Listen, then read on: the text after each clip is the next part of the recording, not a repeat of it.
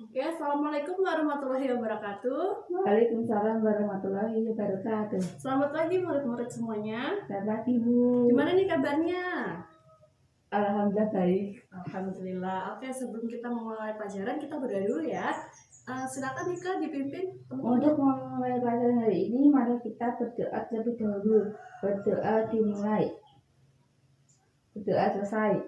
Oke, amin. Baik, sebelumnya Ibu akan mengabsen kalian dulu ya. Yang pertama Nika.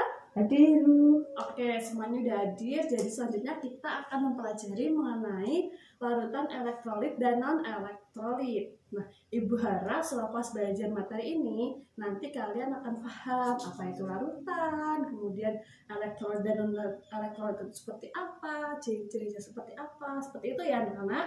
Ya, Bu. Oke, untuk yang pertama, lihat di tabel sini.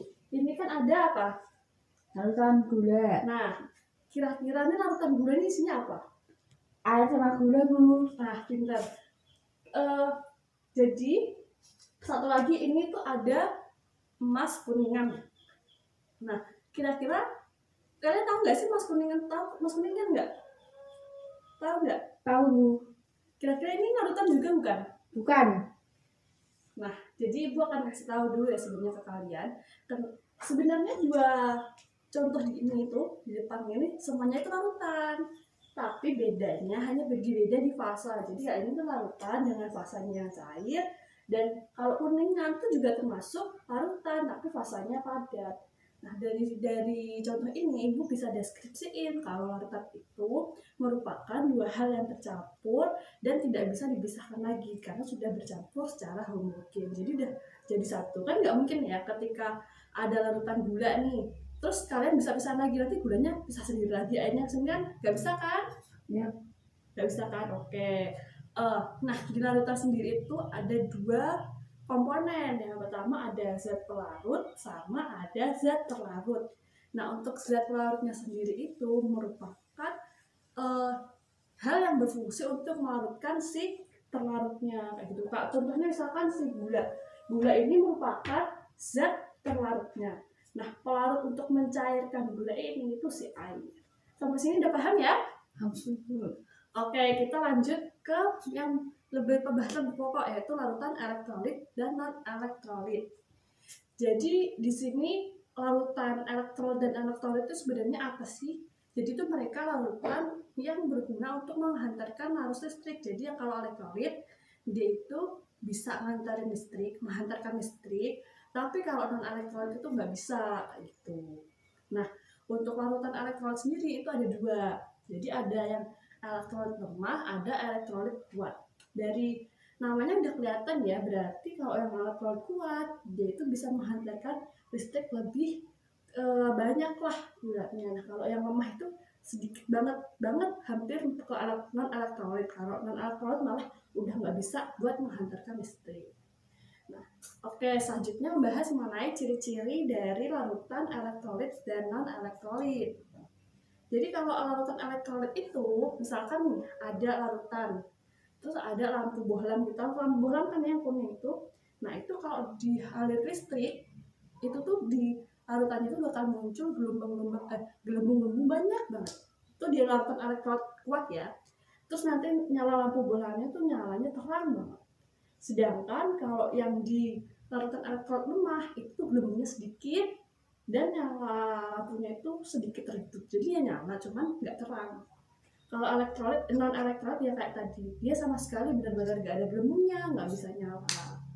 Nah, kurang lebih kayak gitu. Terus kira-kira gini aja, biar lebih kalian paham, Ibu tuh ada contoh. Jadi kalau misalkan elektrolit kuat itu biasanya berasal dari basanya kuat, asamnya kuat. Contoh HCl, HCl itu kan asam kuat. Nah, dia tuh termasuk elektrolit kuat juga.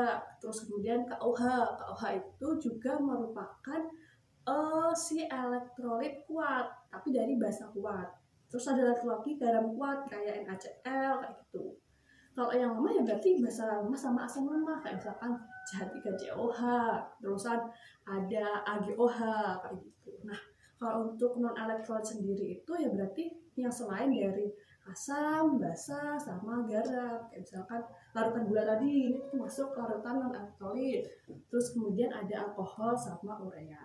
Nah, kurang lebih seperti itu. Untuk setelah ini Ibu akan ngasih pertanyaan sedikit aja buat kalian supaya mereview materi yang tadi disampaikan tadi ya. Oke, untuk pertanyaan yang pertama nih buat Nikel, coba nih sebutin satu aja ciri dari si elektrolit kuat. Apa?